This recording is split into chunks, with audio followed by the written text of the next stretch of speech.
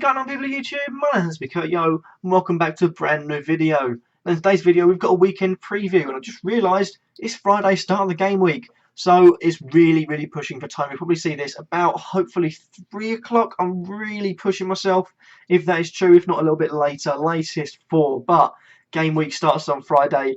I've got bets, I've got stuff to do. Not to do with Friday games apart from the 6A cider. So, with that being said, let's get FPL out of the way. This is my FPL team on stream right now. Checking goal, Walker, Stones and Bailey in the defence. Hazard, Sigurdsson, Redmond as vice-captain and Payet in midfield with Gray, Aguero and Carroll up top. Truth be said, I forgot to change my vice-captain. I don't know who I'll put it into, but Aguero's pretty much a nailed-on captain. I've also got Dawson on the bench. I feel like Everton could hurt them, maybe will score against them. And Faguli and Peters, because Peters could get wrecked by Man City. And Faguli, because he's slightly injured. Foster, I've chosen because, again, I feel like West Brom will concede, although it didn't go for me last game week. But that being said, that's my FPL team. Let's get into some Super 6. So these are my Super 6 teams. Pretty, I'd say, out there, but pretty what everyone is going with. Pretty. Starting off, Swansea 2, Hull nil. I've gone with Swansea 2, Hull nil because I do feel like Hull could be dangerous, but Swansea did look quite good in the first game week, and I feel like they'll be good in the second game week, getting a few goals, Llorente being vital, and Sigurdsson's back, so that's a huge bonus for them. Then we've got Tottenham Hotspur 3, Crystal Palace nil. I don't see Palace doing anything. I don't think they're going to be able to get Christian Benteke in time, so that will hinder any attacking threat they have, and the wingers didn't really look too good for me, and Spurs, I feel like, could get even more than that. It'll also be a tight game as well, so that one's really hard to do. Watford nil, Chelsea 2. I'm really tempted to put that higher, but Chelsea, I feel like, will easily get a win against Watford. No need to say anything else than that. West Brom nil, Everton nil. Yes, I did have 2 West Brom defenders on my bench. I'm going with West Brom, Everton 0-0 because I do genuinely think it could be a draw. I'm not sure whether both teams have the capacity to score, though. I'm not too sure. I might change that to 1-0. Been deliberating between them two for a long time, but at the moment it's 0-0. Very shocking indeed. Then we've got Burnley 2, Liverpool 3. That, again, could be a goal fest. Liverpool's defending is shocking. I feel like if Moreno plays again, may the Lord Jesus Christ help us all. But Burnley looks good. They're unlucky not to score, and Andre Gray looked lively even though he didn't score, so I feel like that will really come into play. And then the one championship game of the week, Birmingham 1, Watford 1. Main reason because I just can't separate them really. I feel like Wolves haven't been too good since they're under their ownership and new manager, and I feel like another draw could be on the way for them. Let's move on to the only thing that needs really a time frame. It's my Super Fantasy 6-a-side, not Super 6-a-side. Last week I changed it quite a bit because of starting lineups. This week I might change it again, but at the moment, as I'm this recording, it is Rooney as my star player. I feel like although Ibra scored, Rooney also scored and is dropping down deep and passing a lot will really help his points. That's my phone vibrating. Stephen Davis, Paul Pogba, Eric Bailey, Dusan Chadic and Chris Smalling are other defenders. Basically because I really feel like if there's going to be any threat, it will come through Tadic in this game. I don't know why.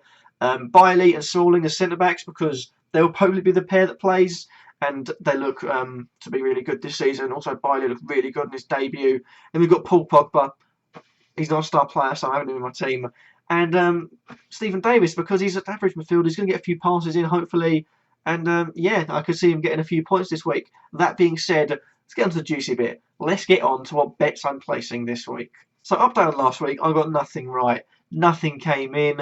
It was just a shit shack of a week. But that being said, we're going to start something now. I didn't start last week because of the free bets. I wanted that to take place a bit. But we've got my little challenge bet. Now, challenge bet is when you place one bet on. If you win, you put all the stake and all the winnings you get onto the next one. So this one, I've got £5 on Chelsea to win against Watford at 8 to 11. Sorry, £5 gives me £8.64 back, and then if I win, I'd put £8.64 in the next bet. But I'm gonna play a bit like Who Wants to Be a Millionaire, if you remember that, if it's still around. I don't know if that's still around, but you could have like checkpoints, and for me, I'm going to have every 4 game weeks I can choose to cash out my winnings, or if I like the few fixtures that's coming up in the next few weeks, I can say, you know what, I've got potential to go something high there, I'm going to go forward. So every 4 game weeks I can cash out, and it'll most likely be I'll cash out every 4 game weeks, but who knows. That's something I'm going to add in. Even if I want to cash out and there's nothing really good, I have to place one on, and it's all going to be on the Championship, all going to be on the Premier League, hopefully. I won't go too far down, but Chelsea to win, I feel like it's an absolute no-brainer.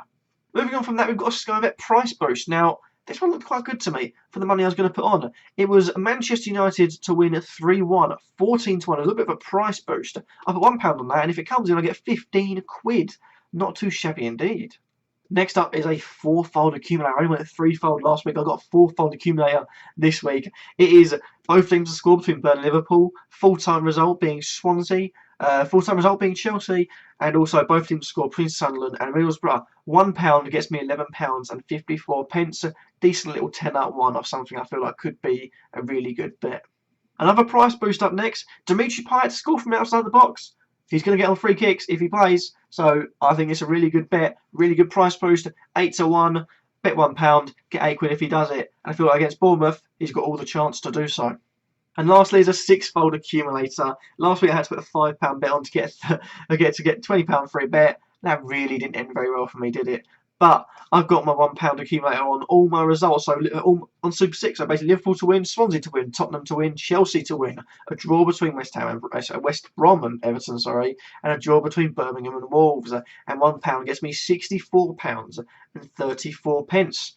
I'll take that if it comes in. With that being said, guys, thank you all for watching. Hopefully you have enjoyed. Hopefully you're enjoying all my content. I'm just going to get a bit of a plug here.